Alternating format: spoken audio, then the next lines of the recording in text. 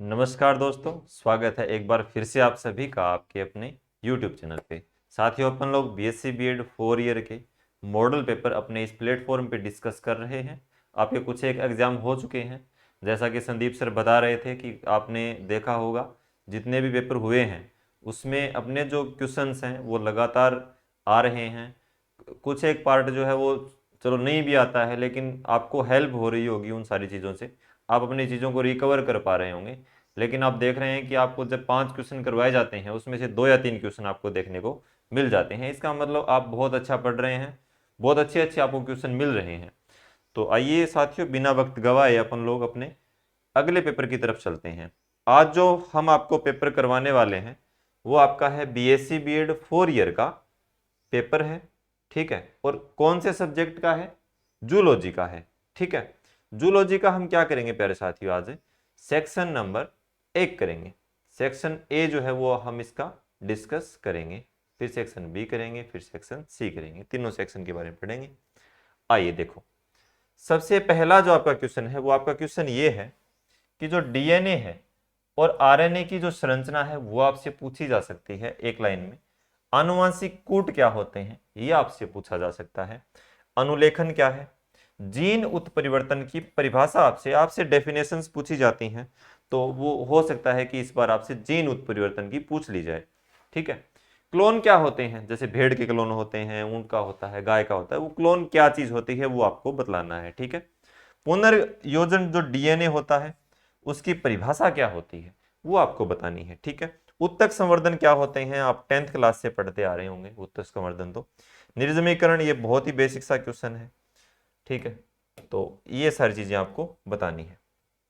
देखो, अगला क्वेश्चन है प्यारे साथियों, सोमेटिक सेल की परिभाषा आपको बतानी है कि ये जो सोमेटिक सेल है ये क्या चीज होती है, ये आपको बताना है।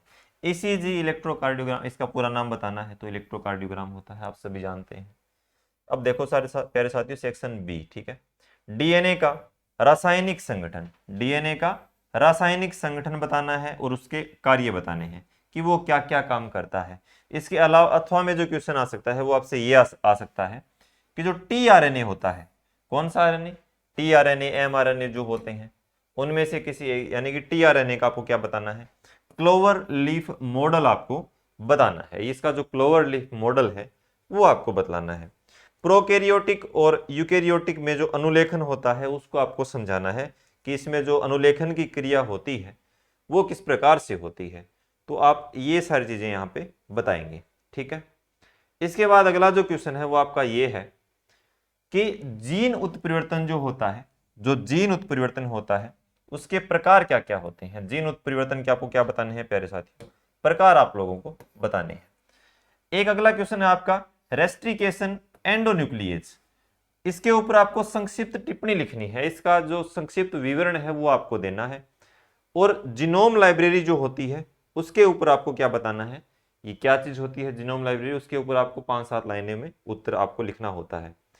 फिर देखिए प्यारे साथियों, जंतु कोशिका जो होती है, जंतु कोशिका संवर्धन, जंतु कोशिका संवर्धन ये आपको पूरा का पूरा समझाना है। प्राकृतिक और कृत्रिम कल्चर मीडिया, जो प्राकृतिक और कृत्रिम कल्चर मीडिया जो होती है उसके बारे में आपको बतलाना है।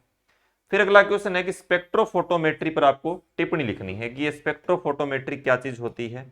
और इससे अगला क्वेश्चन है सरल और सूक्ष्म, सरल और संयुक्त सूक्ष्म, ये जो सरल और संयुक्त सूक्ष्मदर्शी होते हैं इनके ऊपर आपको टिप्पणी लिखनी है कि ये क्या चीज होती है, ठीक है। स्क्रीनशॉट ले लिया होगा आपने।